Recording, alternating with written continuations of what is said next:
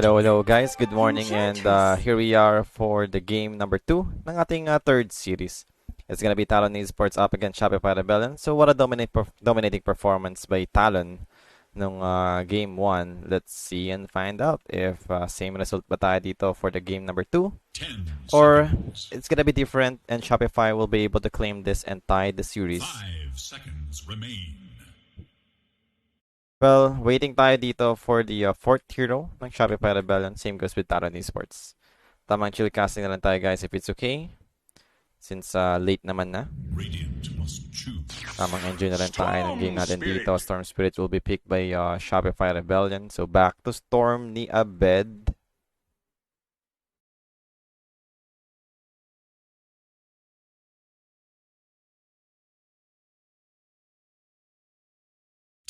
Seconds.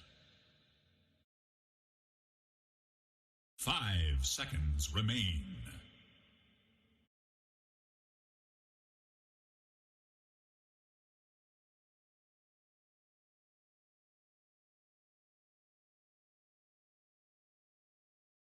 Fourth pick for Talon Esports ang inaantay natin.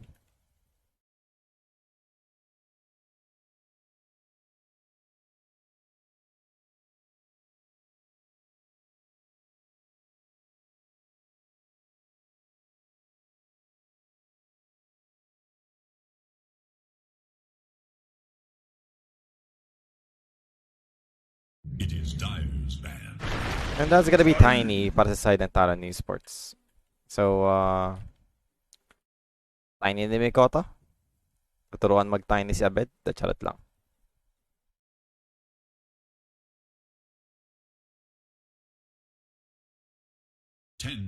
Maganda naman yung Tiny in terms of control and dealing with these two supports na meron yung Shopify Rebellion. It's gonna be a big threat dahil kaya-kaya niyang i-one hit combo tong two supports na to. Walang palag to.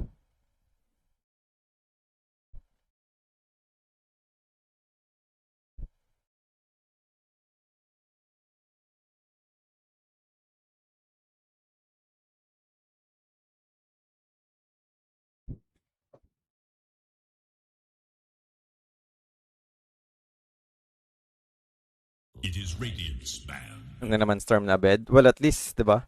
Hindi tayo first pick Storm. Medyo na pag-isip-isipan pa na mabuti ng Shopify kung mag-storm ba sila dito or hindi.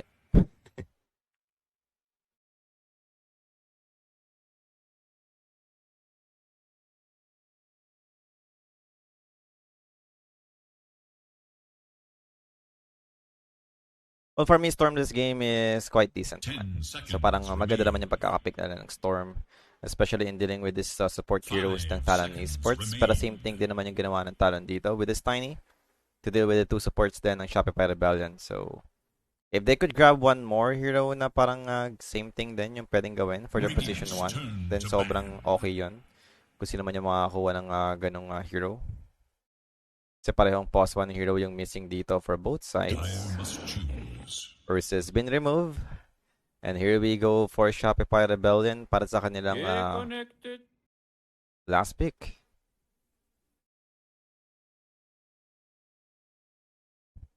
Sa tamang chill casting lang tayo guys if it's okay. 10 seconds. Probably last game ko na rin to na maiko-cover, then pahinga na rin tayo.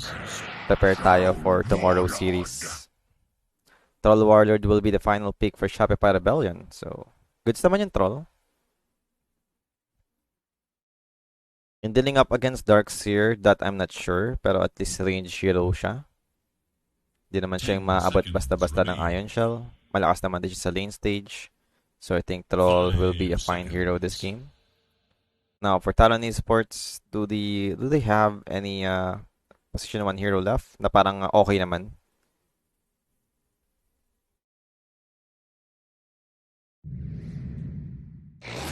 Yeah, that's gonna be the Bristleback for Talon Esports. So it's all about momentum for Talon. Bristleback pick. Well, one good thing about this hero is kapag nag-battle trance yung troll, pwede ka lang naman tumalikod. Yun lang naman yun. talikuran mo lang yung Troll Warrior, then you'll be fine.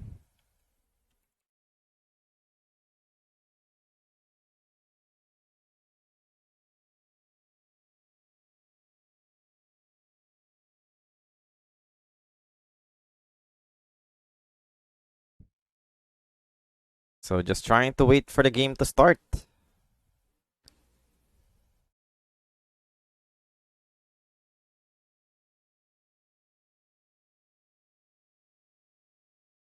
Grabe, ang tagal ko umubos ng kape. Second series pa tong kape ko. Ngayon ko lang naubos.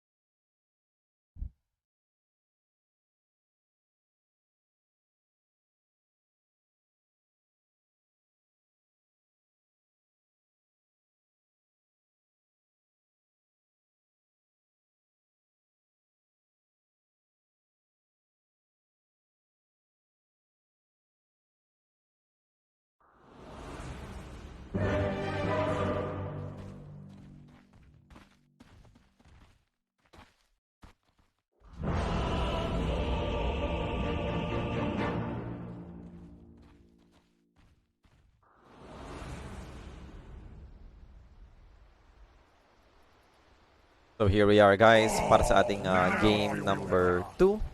Kalma lang kalma. Relax lang. Relax lang. Tignan natin kung makakabawi pa dito yung Shopify Rebellion or still Talon Esports yung mananalo dito. Keep their hope alive para sa ating playoffs spot. Maganda naman yung laro ng Talon kapag umabot sila ng playoffs. So I do love them to reach the playoffs. Lalo na nung last major natin, di ba? Maganda yung naging run ng Talon Esports. Tignan natin kung same pa rin ba yung mangyayari dito. Sila na lang yung parang sila na lang sa Southeast Asia team yung merong chance pang makapasok sa playoffs. May laro OG ngayon, Boss Polly. Yes, I do think meron. Pero si Sherry ata dapat yung magko-cover dun. Kaso wala eh. 30 seconds and Hindi naglaro si... Ay, hindi na nag-cover si Ate Sherry. Sight daw ng ulo niya or inaantok siya. Ewan.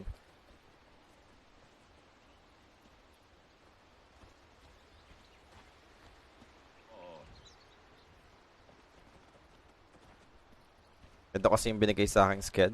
Yung Shopify Talon. Well, medyo naging okay naman para sa akin. Like, ngayon ko lang napanood yung Shopify Rebellion. Ay, Shopify talaga, yung Talon Esports. And so far, nagustuhan ko yung performance nila. I mean, for me, mas maganda yung performance ng Talon compared to Execration. Parang mas nakakasabay sila sa patch. The way they play, how fast they move around the map. I think ayun yung hinahanap natin sa panibago nating update. Hindi pwedeng mabagal ka maglaro eh. Try to abuse yung Twins Gate. Kaya nga nilagay yung Twins Gate yan eh. Yung mga outposts, di ba? And even yung mga ibang objective, Wisdom Rune, Tormentor, na pwede nyo i-contest.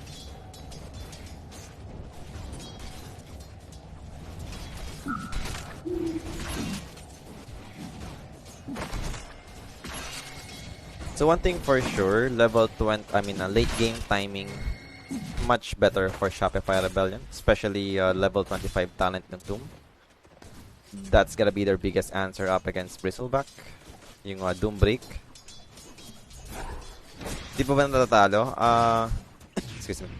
I mean, sa mga na-cover ko na Shopify, I do think so, na parang never pa sila natalo na nag-storm si Abed. Sa mga kinover ko lang So, di ko alam kung nag-storm ba siya sa mga ibang matches na hindi ko na-cover, then natalo. Kino-cover ko nag-storm si Abed. Grabe. Talagang siya yung naging highlight. Kalaban nila is Invictus Gaming.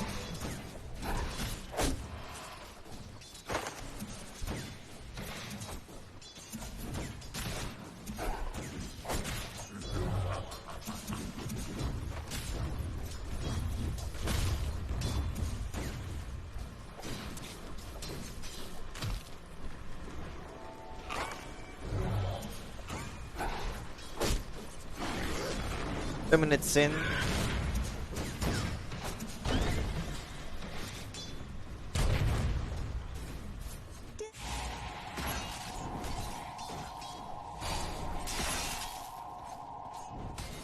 Less than 1k pa rin naman for Shopify Rebellion.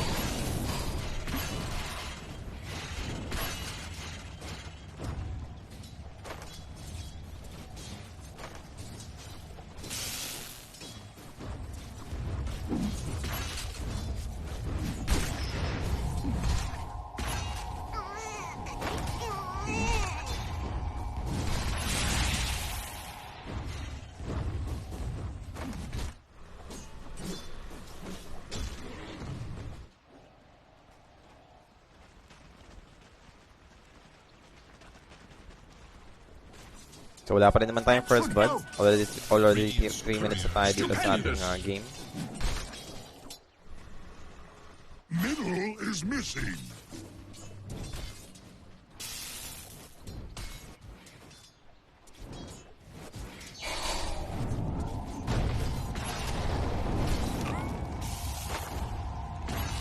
Yeah, nice fade vault connecting onto 2 heroes, pero only dito available naman yung kanyang sustain given to Savage. Savage will be fine for now. Continuous cool spray lang naman para kay Savage, and that's gonna be first blood, the burst. Chain lightning and fade bolt, nabigla dun yung bristleback. So first blood secured for Shopify Rebellion. Napakagandang neutral makuha para sa Doom. And malapit na rin sa kanyang arcane boots, so di na magiging problem yung kanyang sustain dito.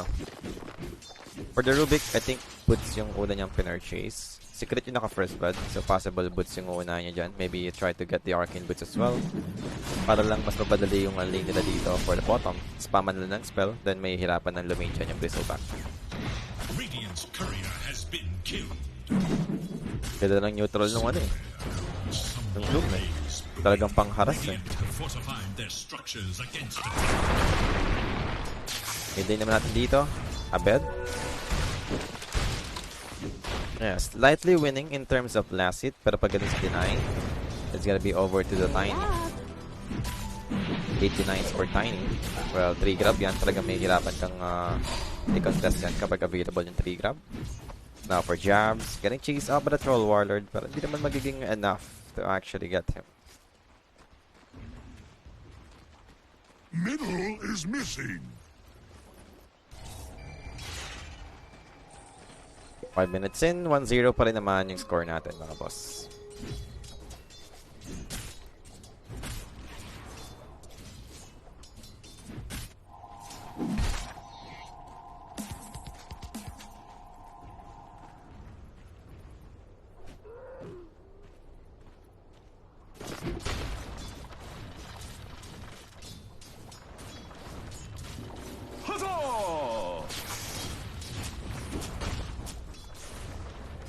Mine!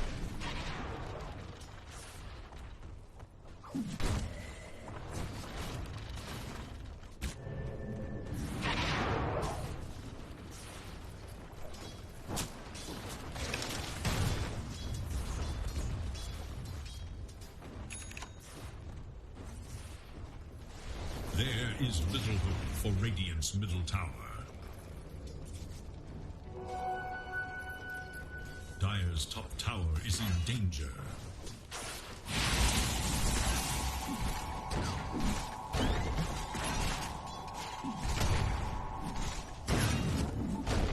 Bottom. Over to Saberlight. 3 heroes to para sa side ng Talon Esports. Sticky bomb once again. Tatama pa nga kay Saberlight, and I think that's it for him. Saberlight goes down.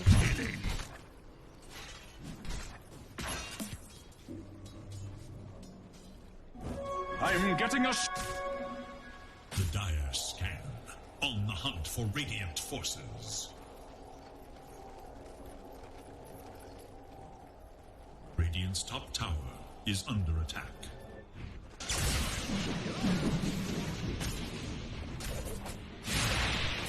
Radiant should move to the top tower. Now, for the Darkseer, jabs, andun yung enchant to remove the surge, and jab dito. Not gonna make it. Mamatay pa rin naman siya. Same goes with Saberlight, who's dropping low, but Ollie with the rotation from a bed. Gonna brings him down. 3 heroes dead in total for the side of Talon Esports. They managed to bring down Saberlight, but a Savage dito will pay for his life. Mabibigyan siya din ng ating Rubik. Yeah, Rubik yung nakalasit. 2K lead pa rin naman for Shopify Rebellion, 7 minutes in. Ayaw position 1, hindi naman boss. One problem. Yeah, hang on. Troll Warrior dito. Pops his ultimate. Gonna try and deal with jabs. Jabs dito. Mamatay pa rin naman yung troll. RTC dead. But yeah, speaking of Ayo, ano ba yung binagaw kay Ayo? First thing is, Universal Hero na siya. Second one is, they now be activated to explode the spirit.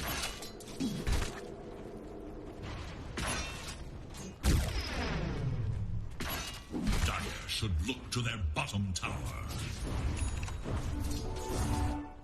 Mahirap pa rin pause 1. Ang problem kasi, kung bakit hindi na pinapause 1 si Ayo is yung talent niya. Nawalan kasi ng slow yung spirit. Na-nerf din yung damage at the same time. So medyo mahirap. Di ko lang sure kung fit ba siya kapag dating sa right-click build na IO dahil nga naging universal na rin yung IO ngayon. So dun ako hindi sigurado. Haven't tried the patch up until now. Wala, never ko pa nalaro kasi. Wala akong kalaro. Ayoko mag-solo eh. Stupendous! Radiant should look to their middle tower. Crit dito. Aabutan naman. And that's gonna be a kill secured for the side of Talon. Tumakabay naman yung Talon here with a constant rotation. Pero Ayo dito will be found by a bed. It's one of the reasons kung bakit okay na okay yung Storm sa gino to. If you're dealing with Ayo lineup, much better kung meron kayong panghuli sa Ayo. Kasi siya yung pinaka-ideal talagang patayin agad. So having Storm para sa side ng Evil Geniuses, that's a good answer. Yun yung inisip ko, yung right-click build na Ayo, kung viable ba siya, hindi ako sure eh. Kasi para sa mga universal hero natin ngayon, doon talaga sila nag-fit eh, yung talagang right-click build, diba? Tapos stats items, yung i-itemize mo, yung mga Manta style, yan, ganyan, ultimate orb. May mga ultimate orb or kahit anong mga stats item. Sobrang ganda para sa mga universal hero.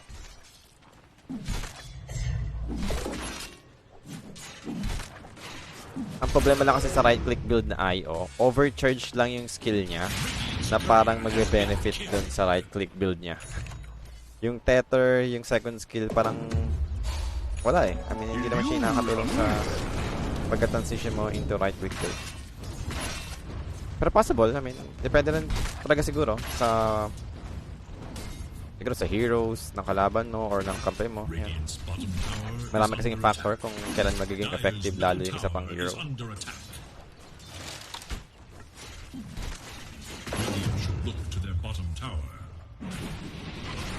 So it's almost 11 minutes and going for the tier 1 bottom tower dito for the side of Shopify Rebellion. This is 5 heroes for them. Yeah, wala naman magagawa si Savage dito. Even hits a bristleback. He only have what? Vanguard? Yeah, Vanguard Arcane lang naman to para kay Savage. Not gonna be enough to stop this.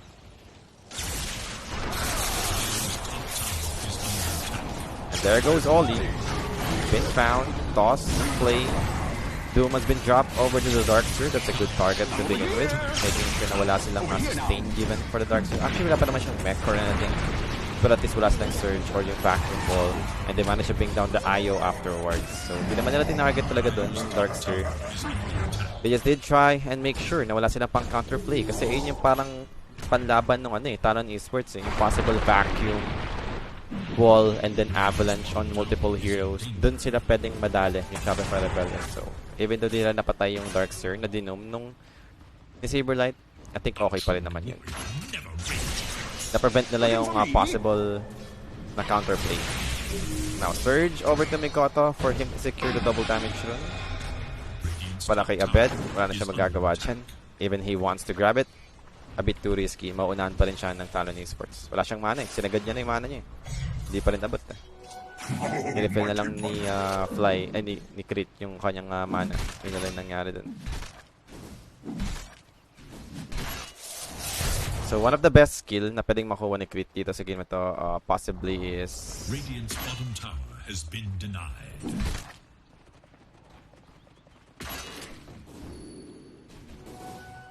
Avalanche lang ata.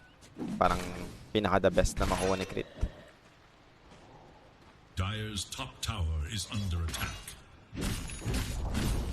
Dire's top tower denied. Yung feeling ko Avalanche. Radiant's middle tower is under attack. So, di siya yung ganong karubik game.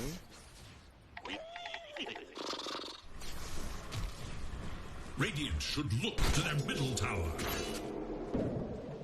Sino dream team ko? Kung bubuo ako ng team.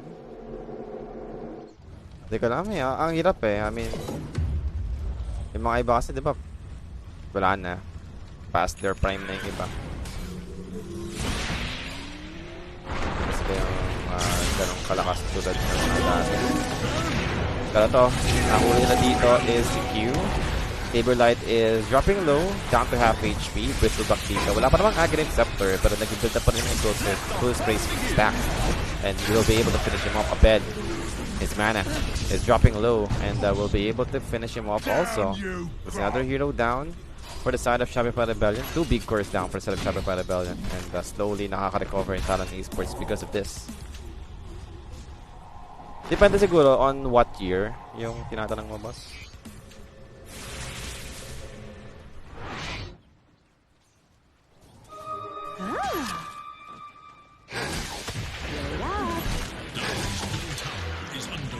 Fly.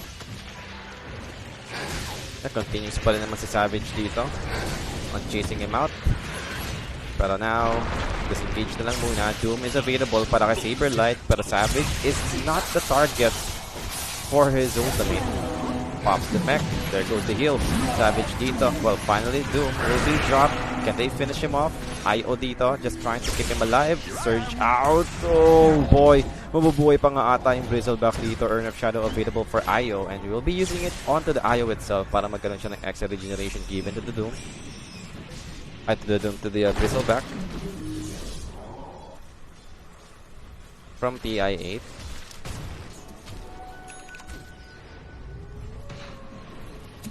There is little hope for Dire's middle tower.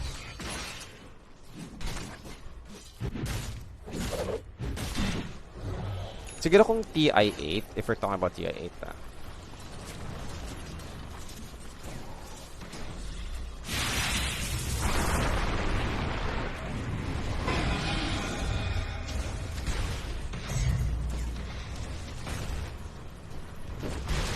siguro yung TI9 na Ami, ayun. Tapos TI8 na Somnus. Pag yung dalawang yun, siguro. What surge is this?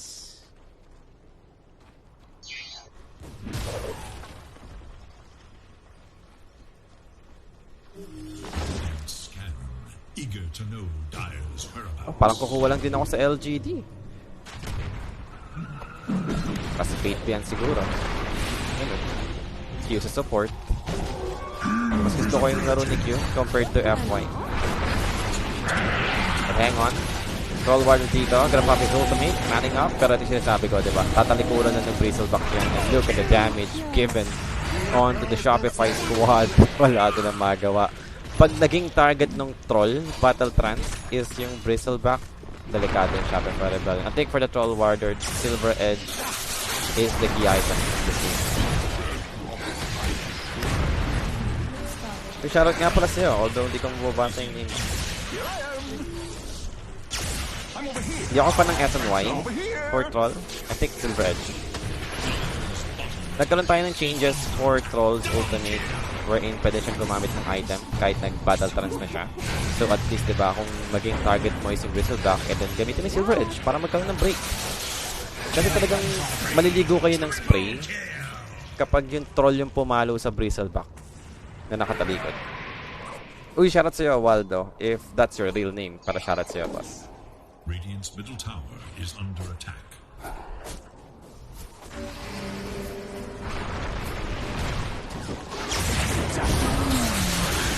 Doom has been dropped over to Tiny.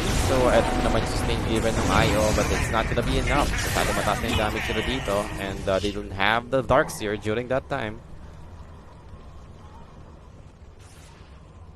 Radiant should look to their middle tower. Radiant structures are fortified. Dire are scanning. So, going for SNY pa rin naman. BKB na. Yung Troll Warrior dito. Same thing. Parang feeling ko, Silver Edge after this BKB. Or wag na lang siya mag-battle trance kapag kaharap niya yung Bristleback.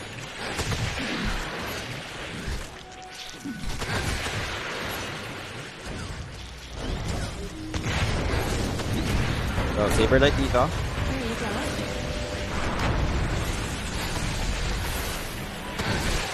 Or maybe Q. The one in trouble. Sustain again from Oli. Will be giving him enough HP. And then... what now? Ano naman sila gagawin afterwards. Stupendous! Dire's top tower is under attack. Late game SR to. Oh yes. Malakas sa late game yung SR. Lalo na pag nakuha na rin level 25 talent ng 2. Hindi magiging answer nila sa Bristleback. But for now, Talon still looking towards to grab some momentum dahil ayun yung main reason with our heroes. So, ba't din yung mga kanyang nila? Mahirapan sila dito kapag tumagal pa yung game. So, as soon as possible, kailangan nila makontrol na to and finish this. Radiant's top tower is in danger.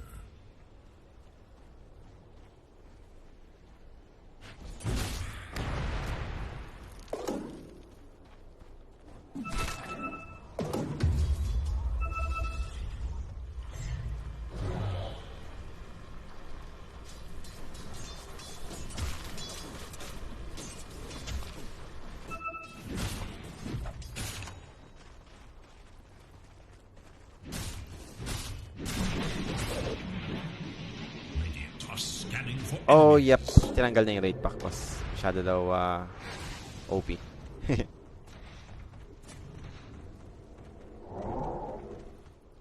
Pero yun nga, I mean, wala lang. Siguro kailangan nila mag-isip ng isa pang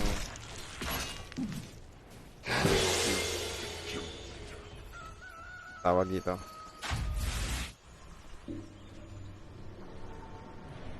Isa pang possible na pang upgrade sa rate sa Vlad siguro.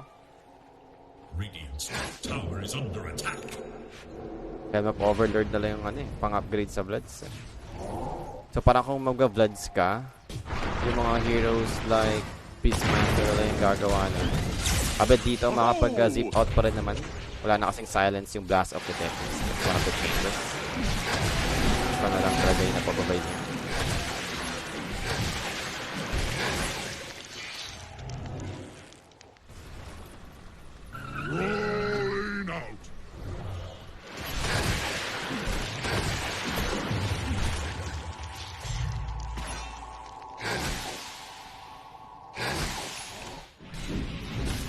So for the Bristleback, ano yung magiging next item niya? He's going for Bloodstone. So spell life steal. Yung gusto niya makakuha dito.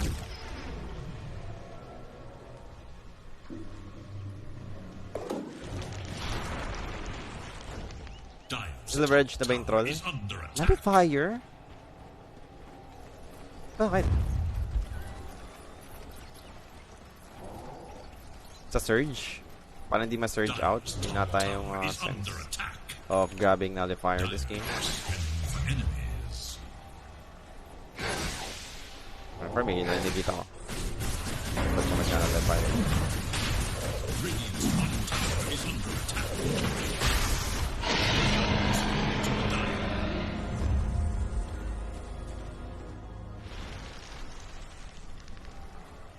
Agent secured nga pala para kay Abed.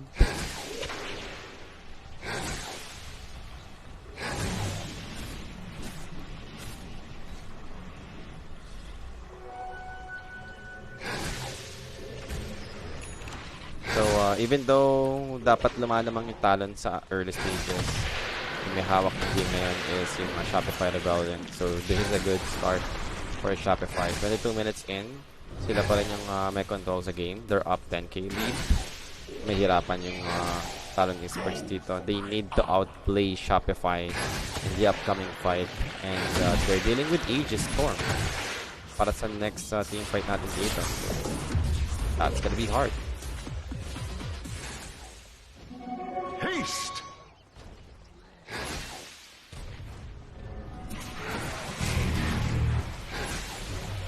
Radiant's top tower is under attack. Okay, so back, going for the chase on the new slow. Pero wala na yung tether ng IO dito, so he needs to be careful. Oops.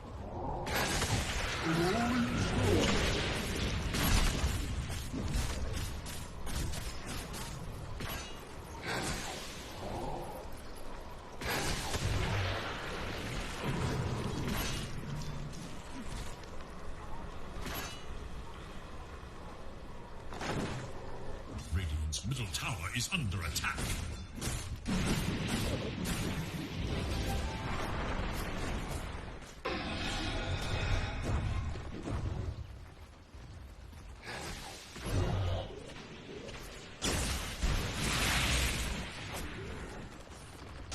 Looking for me?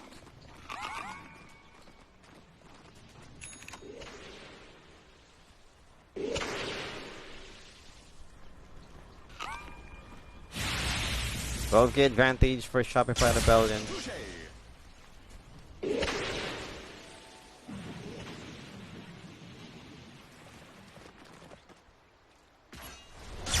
Over here now. Stupendous.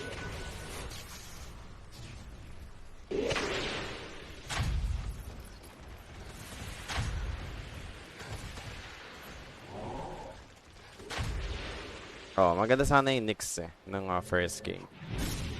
Pero kahit ano, gawin natin Keeper of the Light mid na lang siguro. Tete ko lang actually. Pero maganda yung Nyx talaga in addressing Medusa. Invisibility. Pero hindi lang pwedeng asahan. Ang pangit lang kasi sa Nyx, kapag ginawa mong core position, is nagpa-fall off siya eventually. Huzzah! Kasi to be effective as a Nyx assassin, Whoa, kailangan what hindi is ka this? nakikita ng kalaban mo nagpa-farm. So, yun lang. Kaya much better pa rin talagang i-run yung Nyx sa support role. Kasi once na nag-core hero ka sa Nyx assassin, usually yung mga core hero, diba? Kailangan nila ng items. So, there are times na sila yung magpa-farm ng lane. Kapag nakita ng kalaban na nagpa-farm sa lane yung Nyx assassin, then magiging comfortable sila in playing outside their base. Kasi alam nila na wala namang vendetta yung Nyx. Hindi naman siya naka-vendetta, hindi naman siya nag-hunt kasi nagpa-farm siya sa specific lane. Not unlike nakapag-support yung Nyx and then hindi siya nagpapakita sa lane. Andun yung always parang threat in the mind of their opponent na parang inisip lagi nila baka andito yung Nyx, diba? Lalo na pag naglalaro sila sa walang sentry wards.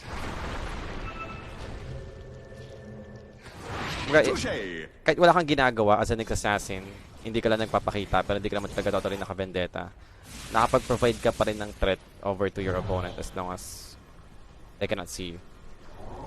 And mahirap gawin yun kapag core hero ka na Nyx dahil kailangan mo ng farm. Crit dito, well done to HP, and it's gonna be Doom drop over to the darts here. A beautiful target para kay Saberlight, and that's gonna be enough to finish him off. Now Vortex in over to the idol.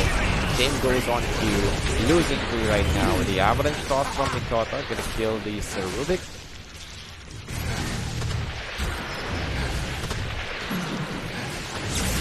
And Storm, bumero lang naman dito si Abed. Inabot pa rin naman niya yung Tiny. So that's the buyback for the Ayo.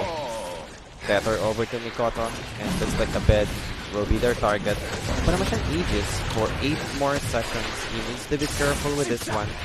Kailangan niya masulit yung regeneration ng Aegis. Magkakaroon siya ng full mana ulit. Now with the Avalanche coming in over to the Troll Warlord. Nakapag-TP pa rin naman si RTC.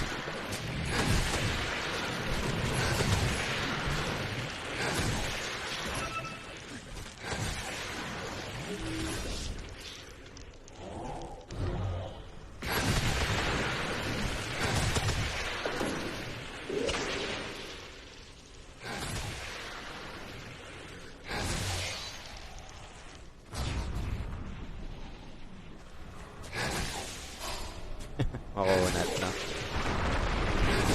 Well, Avalanche Toss from Mikoto. Gonna grab the Enchantress. Fly dito.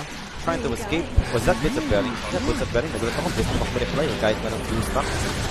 And, well, namatay pa rin naman siya dito. Sobrang daming ghost stacks doon. And yung Quill Spray lang naman yung kailangan ng Bristleback to kill the Enchantress. Is dead. The Troll Warlord, okay, ito na. Silver Edge is available. So, like what I've said, yung recent changes for the battle trans, na pwede ka nang gumamit ng items kahit naka-battle trans ka na. So, malaking bagay yun, especially in dealing with Bristleback. Diba? Kapag si Bristleback yung naging target mo nung nag-battle trans ka, then pick mo lang yung Silver Edge mo. Kakaroon ka agad ng Silver Edge break dun sa ating Bristleback. Sino nakapasok sa group stage? I do think Gaming Gladiators was the first one to secure their slot sa playoffs. Kasi wala pa talo yung Gaming Gladiators na series. Wala ta sila 0-2. Sila ata yung top 1. And OG might be the same thing. Maganda yung record ng OG.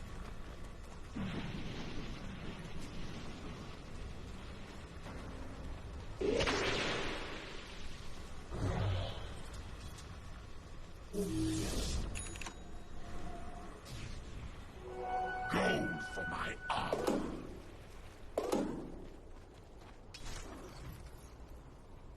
So 28 minutes in, 16k lead for the side of Shopify Rebellion.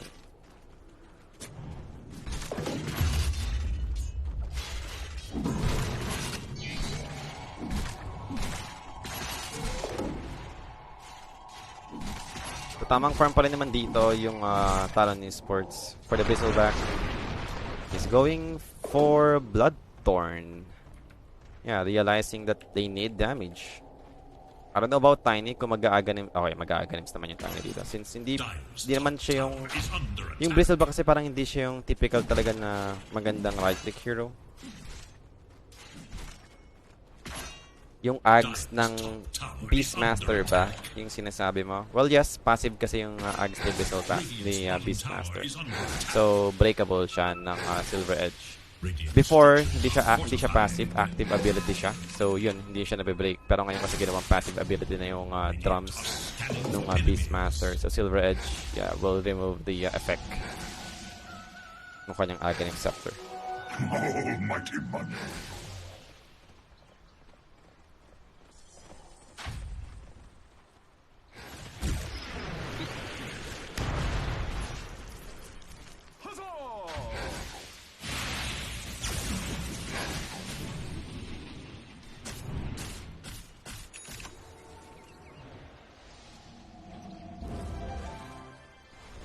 Radiant's middle tower is under attack.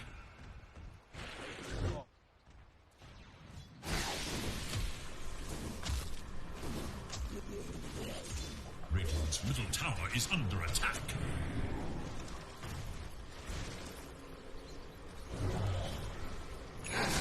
$17k lead para sa Shopify Rebellion. Tignan natin kung kaya na ba nilang tapusin yung game. Next Roshan, 1 minute and 40 seconds pa bago mag-spawn. Medyo matagal-tagal pa yan. So, tamang tansyahan mo ulit yung magkabilang team. Kung meron na ba ang Roshan. Kung time na ba para to make ng team fight, diba? Ito naman yung usually ward placement na nakikita natin, diba? Yung malapit sa twin gate since high ground din naman yan. So, navigation will be provided. And para Fly, they'll be the one to show first. Yeah, may-remove naman nila dito yung vision. And now for the storm, gonna do catch the Tekis. Or maybe the Io, the much better target, brings him down. He bought back from the previous fight. So walang buyback dito yung Io. Goes for what? A bed dips out just in time. Battlegrounds committed para sa ating Troll Warlord. And there goes the break. Managed to break the Bristleback. And 4 dead in total for the side of Talon Esports. Wala na. Ang hirap na nito for Talon Esports. Dumating ka na sa point na Shopify Rebellion na talaga yung merong advantage. And like what we said, diba? Yung draft pa lang natin dito. Late game, Shopify Rebellion to guaranteed. Sobrang may hirapan yung Talon pagdating sa late game dahil sobrang counter na sila ng Shopify Rebellion. Yung chance lang ng Talon Esports dito is yung hindi pa available yung mga key items for Shopify. But right now, it is all up. Silver Edge is available for Troll. Even yung Storm sobrang yaman dito. So may hirapan na lalo yung Talon Esports.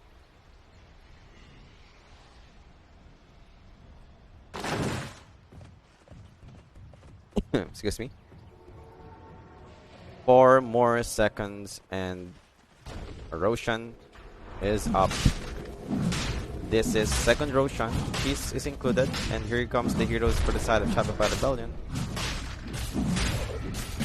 Yeah, may trigger up naman yung Rubik, diba? Kaya pinagpapalo-palo niya yung Roshan dito. But here comes the heroes from Talon. Knows what's going on.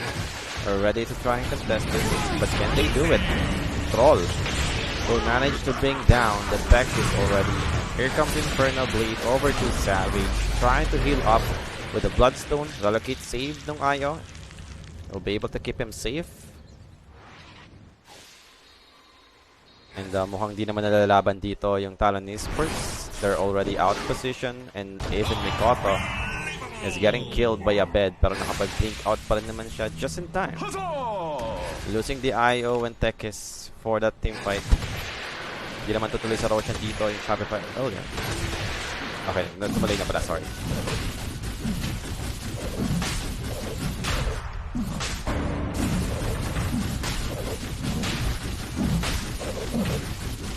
Aegis and Cheese secured para sa side ng Shopify. Aegis for the Troll. Cheese sa Storm Spirit.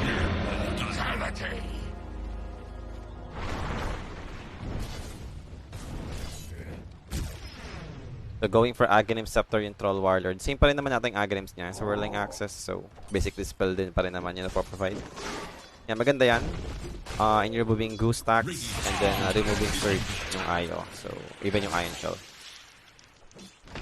So goods naman yung Ags game dito para sa Troll Warlord. I've been wanting this. So di mo na-remove yung Quill Spray. Yung Quill Spray stack. Undispellable.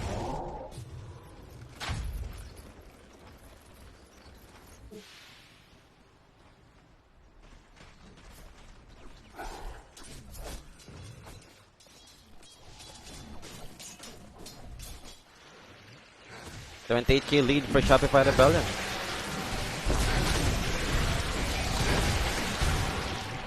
And Tormentor makukuha naman dito ng Talon Esports.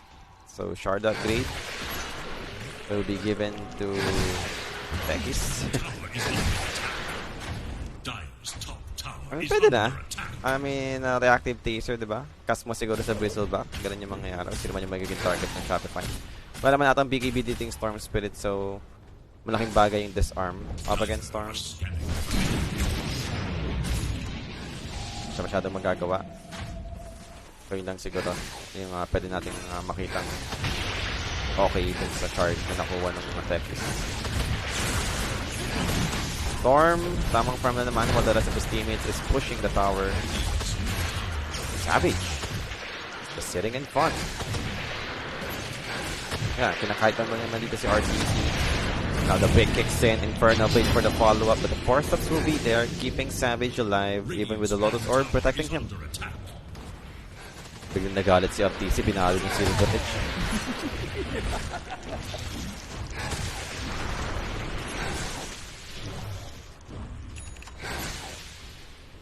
A rolling stone.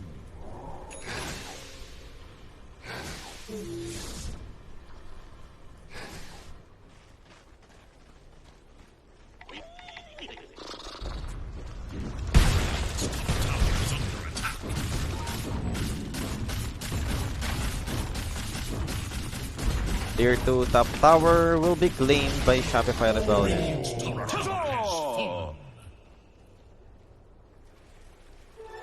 Double damage.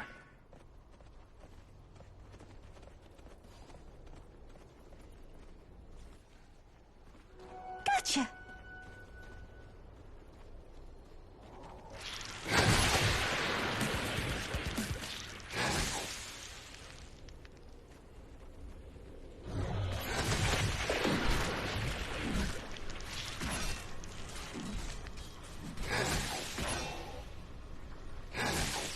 37 minutes in. Timeless Relic secured para sa Rubik.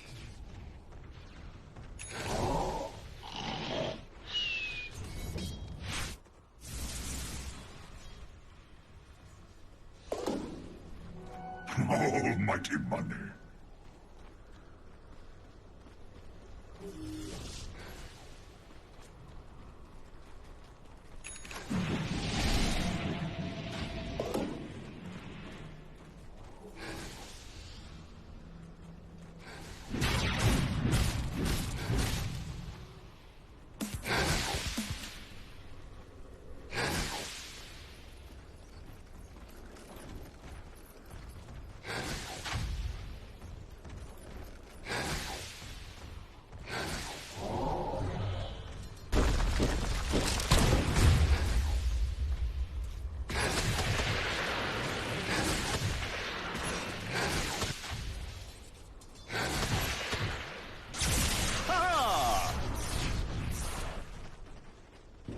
Huzzah!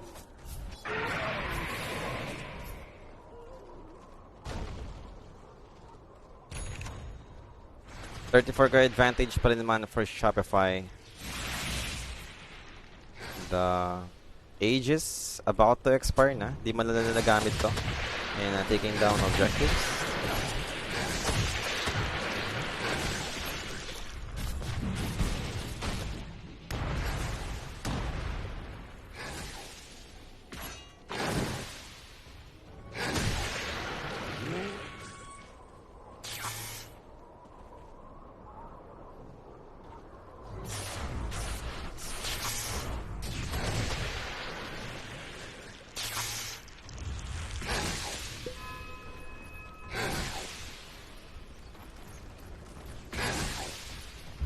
Scanning for enemies. Smoke play for both sides. Doom use. Aghanim Scepter upgrade available din naman. And now controlling the Bristleback after killing the IO. Dude, just watch back for this. Now vacuum wall over to 4 heroes. But where's your follow-up? There won't be. Bristleback doing his best. Just keep on throwing the spell. But then taking having Troll Warlord. But it's getting carried down by the Yaku stacks. Now Storm getting controlled on the backline at the same time.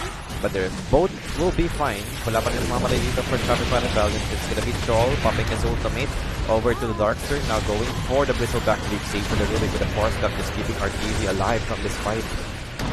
But didn't have the Aegis anymore. And Storm looking for the Bristleback, won't be able to finish him off in time. Pero that's double buyback use for the side of Talon Esports, sorry. So I think okay na yun para sa setting Shopify Rebellion. Disengage na lang muna. Try to reset. Troll Warlord, inabot pa rin. Nag-farm pa rin yung Troll. Wala nang kasi Talon. Pwede ko lang ba siya nagpa-farm dun? Sa ganung kalalim. Wala naman siyang lifesteal. Wala nga siya Paladin Sword din. Spell Tracer din. So now he's dead for 90 seconds. No buyback. Is this gonna be opportunity for Talon to maybe keep on going? Try to get more objective, if possible. Dire's middle tower is under attack.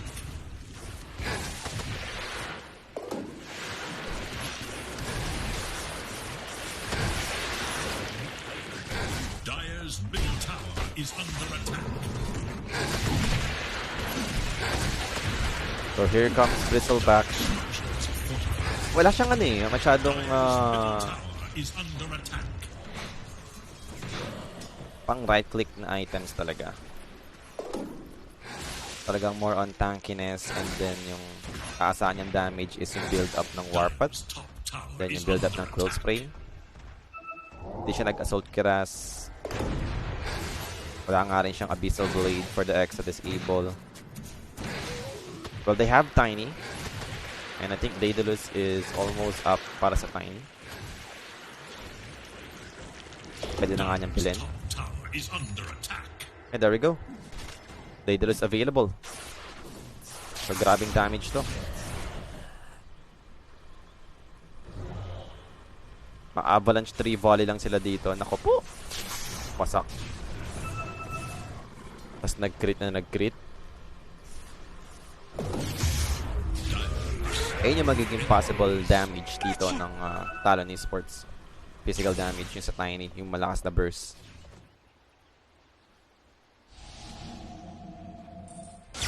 Zap!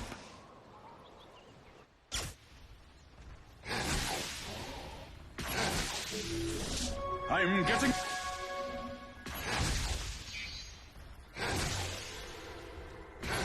Ang daming proximity mines na sa ano.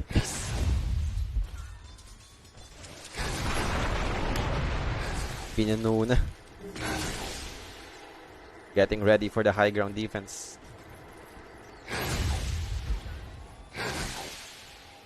But now Talon decided to smoke up. Level 14, level 13 lang yung mga support heroes sila dito. 42 minutes na.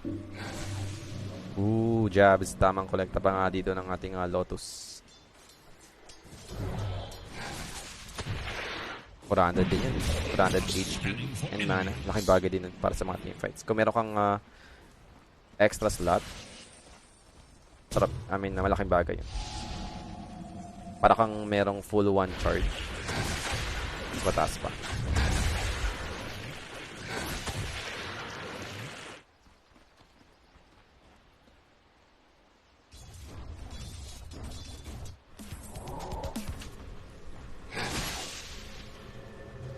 Dire's top tower is under attack. Radiant's bottom tower is under attack. So, Roshan, yun na lang muna yung gagawin ulit ng Shopify Rebellion dito. Well, just to be safe, ito talaga yung magiging next approach. And a free Aghanim's Blessing might be given to Abed. So, AoE control magiging available na for Shopify. There we have it. Aegis given to our TC, Cheese, and Aghanim's Blessing. Secured para kay Abed. Now, for Doom, level 21 pa lang.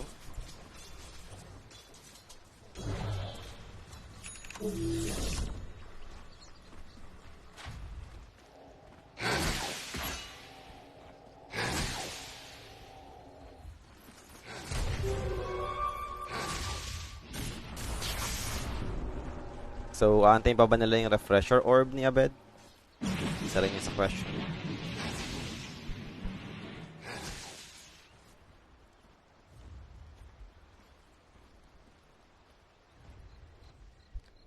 Lapit na mag-level 20 si Mikota.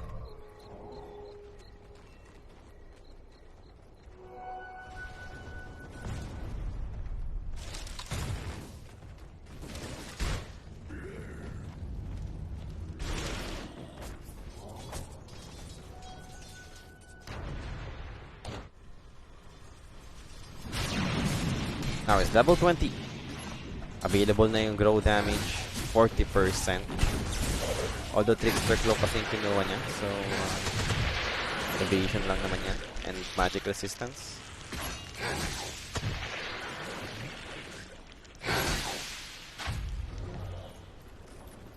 So, up until now, wala pa rin namang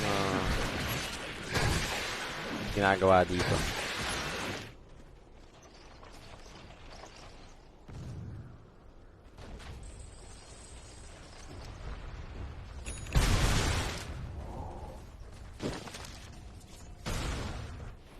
Radiant's bottom tower is under attack.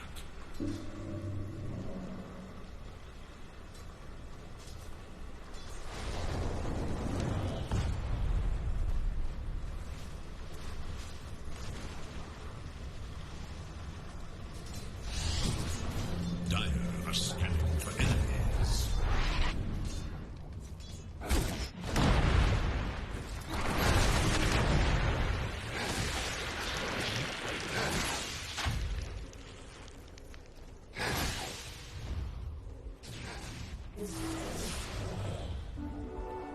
Here I am! Here I am! 46 minutes in. And don't tell me another age is wasted yung mangyayari dito. I mean, if this will be dragged out up to 60-minute game, Diba? Yung tier 5 items, baka possible magkaroon pa ng chance dito yung Talon to turn this game around. I mean, gusto ko yung item ng Bristleback. Yung Martyr's Plate.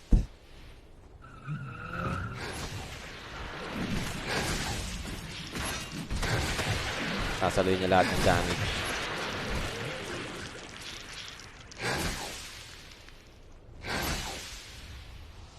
Level 25 talent available now for the Storm Spirit. Relax aja, Brody. So that was Vanguard for the Bristleback. Going for Abyssal Blade.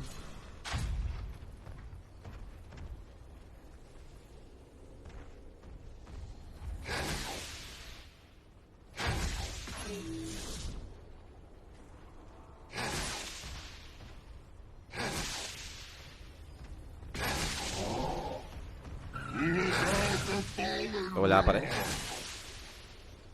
Farm. Yung mangyayari dito. Ayaw mag-take risk.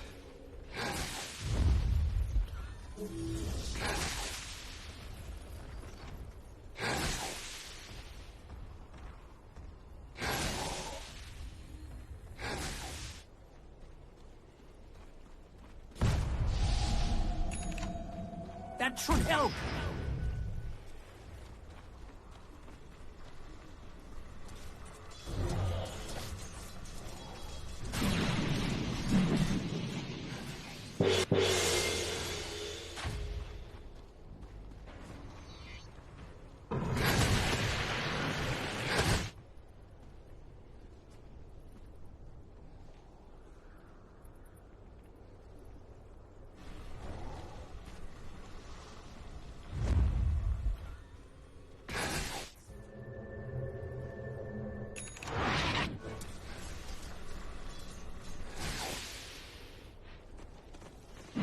My sprites are with us.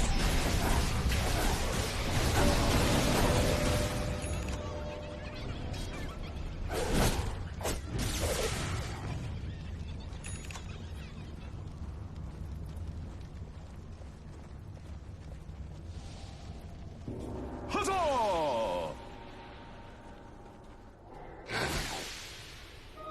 I've been wanting this.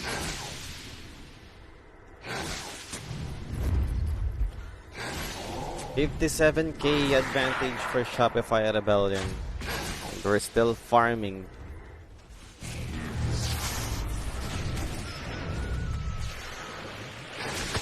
Yeah, at this point, probably they're waiting for the level 25 damage from Doom. I think that's the safer plan. Yung break Regeneration. talent. Although the downside is, hindi niya pwedeng gamitin yung Doom sa sarili niya dahil pag AoE Doom, wala yung break nun. Kailangan itatarget niya talaga yung mismong Doom niya sa opponent niya, then dun mag-a-apply yung break.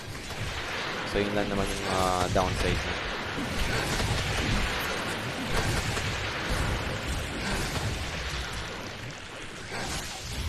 Code reduction, time warp aura.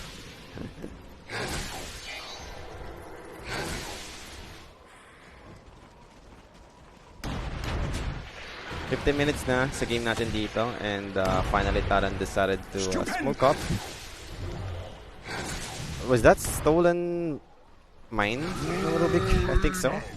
Stolen proximity mine nata ng Rubik yun. Naka-nullifier nga yung Rubik dito.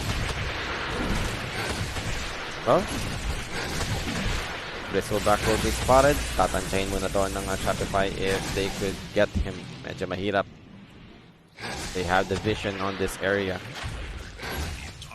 It's gonna be way too risky kung sakaling tatry nilang habulin yun. Di ko sure kung nakita yung iniiwan ng Surge. But now, it's gonna be RTC knocking on their doors. Third tower toss back. Play onto multiple proximity mines. Down to half HP agad para RTC. Tries to escape. Vacuum will be able to reach him together with the wall. Gonna pop his swirling axis. Doom dito with his ultimate. Gonna bring down the IO. Will bot back. Another Vortex coming in for Abed, catching Rubings down the staircase, pero Abed dito with the stolen wall from Crit, trying to help his teammate. Abed will manage to escape, I think, but now the break comes in over to the Bristleback will be taken down. Needs to bot back. They need to, if they want to hold this game. And now IO will be taken out as well. That's another Vito down without any buyback for the side of Talon Esports. Make it do. Mikoto's been brought down. He will use his buyback, but the Dark Spear goes down as well. 5 heroes dead already, and everybody used their buyback all now. And it's gonna be Bristleback to fall. 2 minutes out for the Bristleback. Mahirap na to for the Talon Esports. They need those insane combo with a vacuum, but it's gonna be quick to drag them out, and that's it. Game is over. GG has been called quit with a vacuum on 3.